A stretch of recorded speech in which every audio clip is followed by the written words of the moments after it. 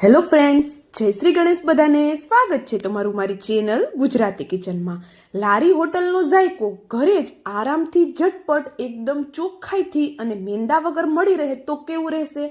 તો એવી જ એક રેસીપી આજે હું શેર કરીશ જેમાં મેંદાનો બિલકુલ ઉપયોગ નથી થવાનો અને સ્વાદ એટલો લાજવાબ છે કે બાળકો અને મોટા બંનેને પસંદ આવશે અને બનાવવું પણ એકદમ સરળ છે. તો આપણી પણ બલ્લે બલ્લે અને દર વખતની જેમ બધી વસ્તુ લગભગ આપણા ઘરમાં જ રહેલી છે.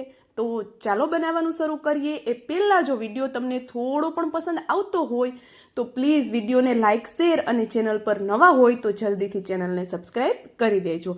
તો અહીંયા આપણે રેસીપી બનાવવા માટે સૌપ્રથમ એક મિક્સિંગ બાઉલમાં અડધો કપ જેટલો આપણે અહીંયા ઝીણો રવો લીધેલો છે. તો રવો આપણે ઝીણો જ લેવાનો છે. જો જાડો રવો તમારી પાસે અવેલેબલ હોય તો થોડો મિક્સરમાં આપણે એને ચલાવી લેવાનો છે. ઘરની કોઈ પણ વાટકી સેટ કરી લેવાની છે, એની મદદથી આપણે આનું માપ જોવાનું છે.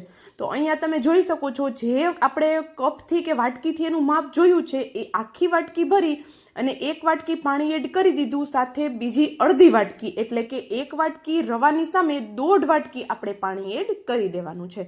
હવે પાણી અને રવો બંનેને સરસ એવું આપણે મિક્સ કરી દઈએ અને આપણે પાણી એડ કરશું એટલે રવો છે સરસ એવો ફૂલવા લાગશે. તો રવો છે એને આપણે 2 થી 5 મિનિટ માટે ફૂલવા માટે સાઈડમાં રાખી દઈએ. ત્યાં સુધીમાં આપણે એક બીજી નાનકડી પ્રોસેસ કરવાની છે, તે કરી લઈએ. તો અહીંયા આપણે રવાને સાઈડમાં રાખી દીધો અને અત્યારે મેં નાની સાઈઝના 2 કાચા બટેટા લીધા છે. તો આ રેસીપીમાં કાચા બટેટાનો જ ઉપયોગ કરવાનો છે. આપણે અહીંયા બટેટાને બાફવાની પણ બિલકુલ ઝંઝટ નથી કરવાની.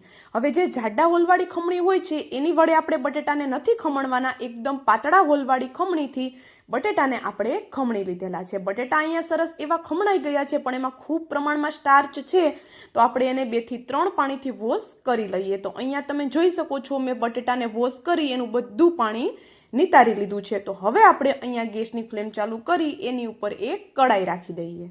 કડાઈમાં માત્ર 1 ચમચી જેટલું જ આપણે તેલ લેવાનું છે. તેલ હલકું એવું ગરમ થાય એટલે અડધી ચમચી જેટલું જીરું એડ કરી દઈએ અને જીરું સરસ એવું થઈ જાય એટલે આપણે અહીંયા તીખાસ માટે 2 તીખા મરચાં નાની સાઈઝના એને એકદમ બારીક કટ કરીને મેં એડ કરી દીધેલા છે.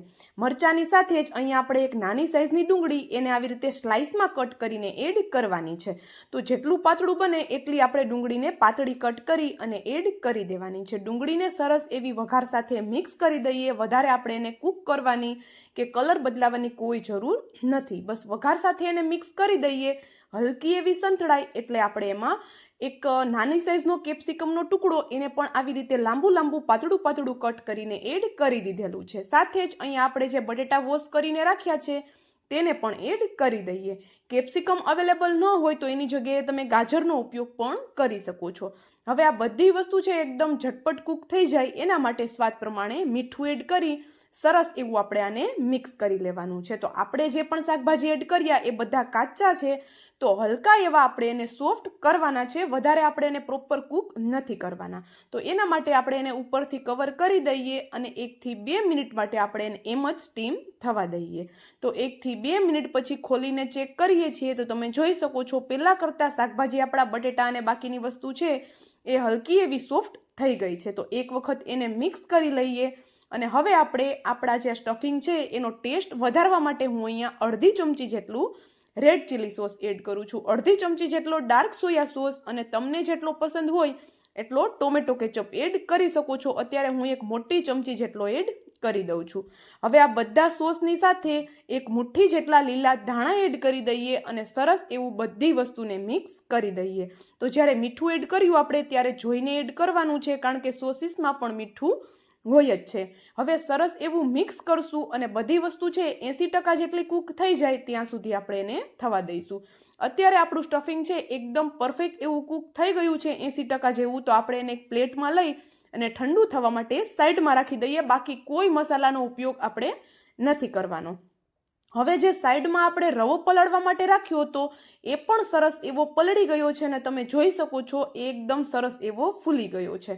તો અત્યારે આ જે રવો છે થોડો મને થીક લાગે છે, તો ફરી પાછું હું અડધો કપ જેટલું પાણી એડ કરું છું. એટલે ટોટલ મને અહીંયા 2 કપ પાણીની જરૂર પડેલી છે 1 કપ રવા સામે. તો શરૂઆતમાં આપણે 1.5 કપ જ પાણી એડ કરવાનું છે, કારણ કે રવાની ક્વોલિટી પ્રમાણે પાણીની જરૂર આપણે પડવાની છે. હવે ફરી પાછી એ જ કડાઈ લઈ લીધી, અડધી ચમચી જેટલું તેલ એડ કરી હલકું એવું ફરી પાછું જીરું એડ કરી દઈએ અને અડધી ચમચી જેટલા ચીલી ફ્લેક્સ એડ કરી દઈએ. ચીલી ફ્લેક્સ ન હોય તો તમે સ્કીપ કરી શકો છો. હવે બનાવેલું જે આપણે રવાવાળું બેટર છે એ એડ કરી અને એકદમ સરસ એવું આપણે એને મિક્સ કરવાનું છે.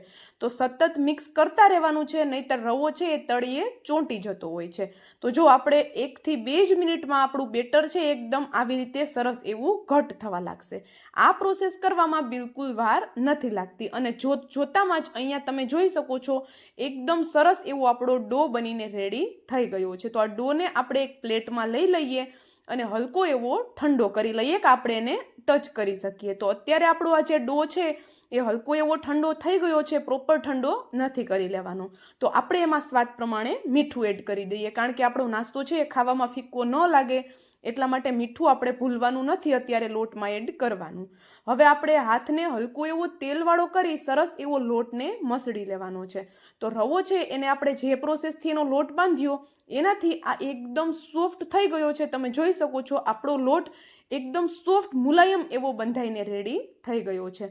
તો હવે આપણે બધો જ લોટ એક જ સાથે મોટો લુવો બનાવી લઈએ અને પ્લેટફોર્મ પર હલકું એવું ઓઇલ લગાવી આપણે એને એકદમ જાડો એવો વણીને રેડી કરવાનો છે. મતલબ કે વધારે જાડો નહીં અને વધારે પાતળો પણ નહીં, એવો મીડિયમ થીક એવું એને વણીને રેડી કરી લઈશું. તો રવો છે એકદમ સરસ એવો સોફ્ટ છે, એના લીધે જો એકદમ સરસ એવો વણાય છે, બિલકુલ વેલણમાં કે પ્લેટફોર્મ ઉપર ચીપકવાનો નથી. તો હવે આ રીતે એમાંથી એક ચોરસ ટુકડો કટ કરી લઈએ અને આ જે સાઈડની કિનારીઓ છે એને ફરી પાછી ભેગી કરી એનો એક લુવો બનાવી લઈએ. તો આ જે નાસ્તાનો શેપ છે એ પણ એકદમ ઝટપટ બને છે, વધારે માથાકૂટ પણ કરવાની નથી રહેતી. હવે આ ચોરસ ટુકડામાંથી આવી રીતે આપણે નાના નાના ચોરસ ટુકડા કરી લઈએ. તો અહીંયા તમે જોઈ શકો છો એક જ વખતમાં 6 પીસ આપણા બનીને રેડી થઈ ગયા છે. તો આપણે આટલી પ્રોસેસ કરી લીધી, ત્યાં સુધીમાં સ્ટફિંગ પણ આપણું હલકું એવું ઠંડુ થઈ ગયું છે. તો 1 ચમચી જેટલું સ્ટફિંગ આ રીતે આપણે સેન્ટરમાં રાખી અને કોર્નર છે એને આપણે આવી રીતે ભેગા કરી દેવાના છે. તમે વિડીયોમાં જોઈ શકતા હશો કે હું નાસ્તાનો શેપ કઈ રીતે આપું છું. તો કોર્નરને ભેગા કરી એનો જે બચેલો ભાગ છે એને હાથેથી આ રીતે આપણે પ્રેસ કરવાનો છે, જેથી કરીને એકદમ સરસ એવું એ સીલ થઈ જાય. તો અહીંયા તમે જોઈ શકો છો આપણો એક નાસ્તાનો શેપ આવીને રેડી થઈ ગયો છે. સેમ એ જ રીતે બધા નાસ્તાનો શેપ મેં અહીંયા બનાવી લીધેલો છે. તો આપણે આ નાસ્તાની ઉપરની લેયર છે એ ખાલી રવાથી જ બનાવેલી છે, તો નાસ્તો આપણો એકદમ ક્રિસ્પી બનશે પણ તેલમાં જઈ અને એ ખુલી ન જાય એ માટે આપણે અહીંયા કોર્નફ્લાવરની સ્લરી બનાવેલી છે. તો 2 થી 3 ચમચી જેટલા કોર્નફ્લાવરમાં અડધી ચમચી કે સ્વાદ પ્રમાણે મીઠું એડ કરી હલકા એવા લીલા ધાણા એડ કરી દઈએ અને આવી એક થીક એવી આપણે એની સ્લરી બનાવવાની છે. મતલબ કે સેમી થીક એવી એની સ્લરી બનાવવાની છે. નોર્મલ જે સ્લરી બનાવતા હોય એકદમ પાતળી એવી સ્લરી નથી બનાવવાની, હલકી એવી થીક બનાવવાની છે કે આપણો જે નાસ્તો છે એની ઉપર એની હલકી એવી એક કોટિંગ આવી જાય. તો અત્યારે તમે જોઈ શકો છો મેં નાસ્તો એમાં ડીપ કર્યો ત્યારે તમને સમજ આવતું હશે કે આપણે સ્લરી કેવી થીક રાખેલી છે.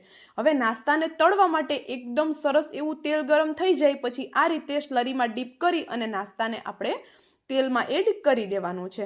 નાસ્તાને એડ કરી દીધા પછી તરત આપણે એને ટચ નથી કરવાનો, હલકો એવો એક ક્રિસ્પી થાય એટલે પછી આપણે એને પલટાવશું. પછી બિલકુલ આ નાસ્તો ખુલવાની બીક નથી રહેતી. તો અહીંયા તમે જોઈ શકો છો એકદમ સ્લરીના લીધે ઉપરનો કલર સરસ આવ્યો છે અને જે રવો એડ કર્યો છે એના લીધે આપણો નાસ્તો છે એકદમ ક્રિસ્પી અને કુરકુરો બનશે.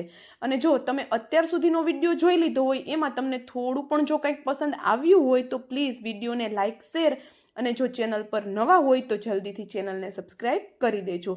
અને આ નાસ્તો છે એટલો ટેસ્ટી બને છે, આનો સ્વાદ જ એક અલગ આવે છે. તો એકવાર ચોક્કસથી ટ્રાય કરજો, તમારી ઘરે પણ બધાને ખૂબ જ પસંદ આવશે. તો જો એક બેચ આપણો તળાઈ ગયો છે અને કલર તમે ચેક કરી શકો છો એકદમ જોરદાર આવ્યો છે. કલર જેટલો સરસ દેખાય છે ને એનાથી ક્યાંય વધારે આ નાસ્તો ખાવામાં ટેસ્ટી લાગે છે. તો જો એક બેચ રેડી છે, સેમ એ જ રીતે આપણે બીજો બેચ પણ તળી લઈશું અને ગરમા ગરમ આપણા તમે આને ચાઇનીઝ પકોડા પણ કહી શકો છો.